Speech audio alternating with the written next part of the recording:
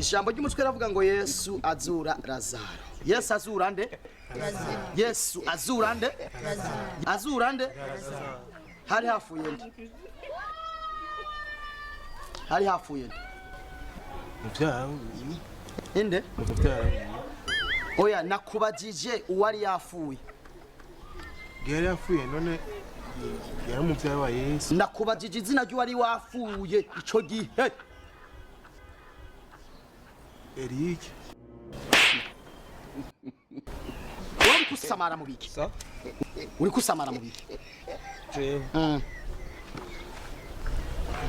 Nakubajije nti Yesu yazuye nde kigaza.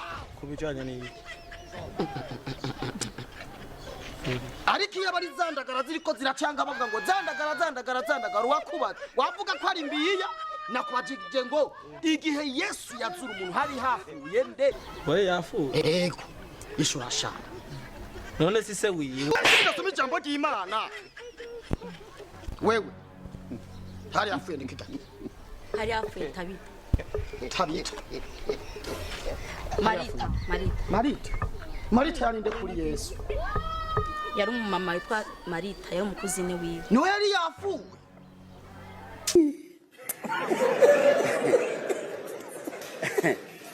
Aha.